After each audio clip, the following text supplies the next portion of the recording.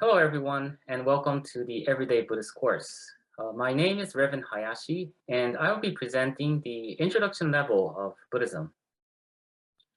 In my presentation, I will first briefly talk about the history and life of Siddhartha, who eventually became the historical Buddha Shakyamuni, and then move into his teachings.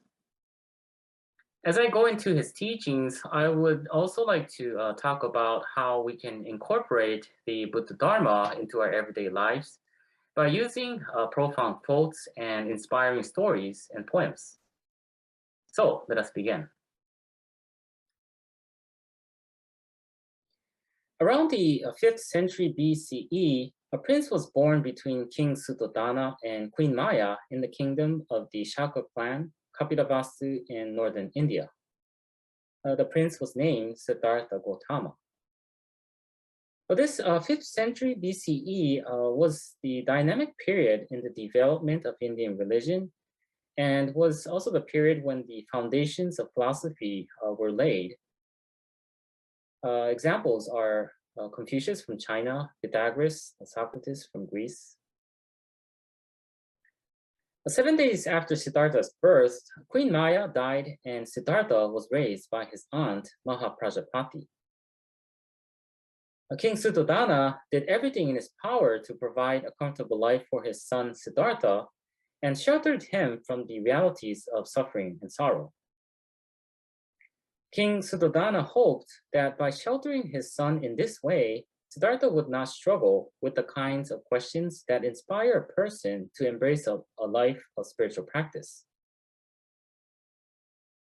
When he came of age, Siddhartha married his cousin Yashodhara and fathered a son, Rahula.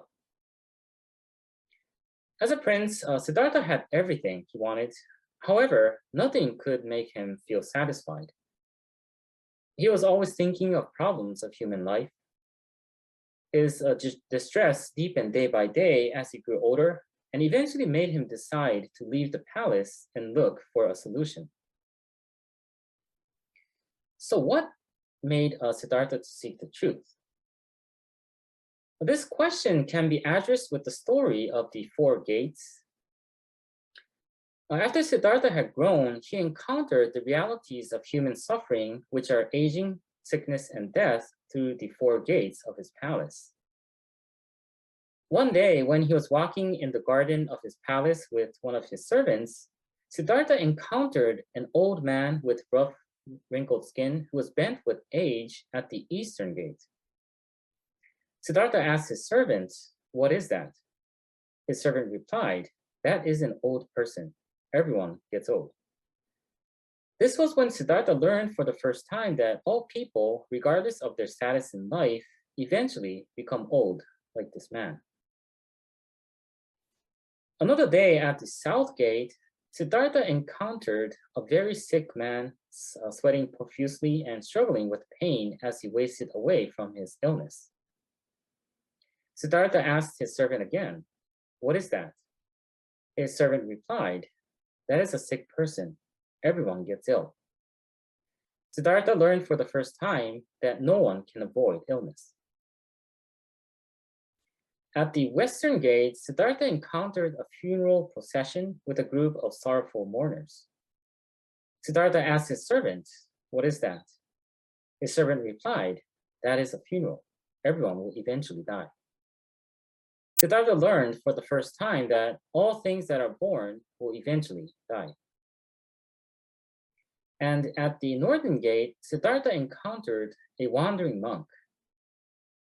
After talking with this wandering monk, Siddhartha felt inspired and resolved that he too would pursue the path to liberation as a wandering monk.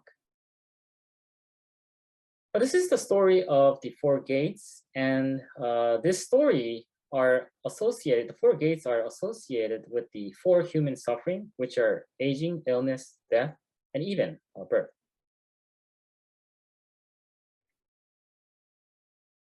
It is said that after the experience of the 4 gates, Siddhartha abandoned his position and possessions and rejected his very special secular life at the age of 29 to seek the truth.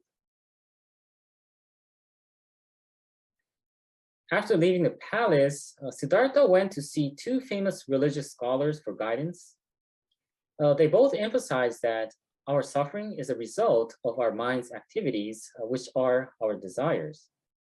That is to say, all desires must be eliminated from one's self. However, Siddhartha must have wondered, isn't wanting to eliminate your desire itself a desire? Eventually, he left that practice. And next, he went into the forest and performed ascetic practices, which consisted of limiting one's bodily actions with his 5 companions. He fasted constantly and exposed his body to the harsh elements of the wilderness. There are many sculptures of Siddhartha fasting show him so thin that the skin of his stomach touches his backbone. However, extreme asceticism did not work.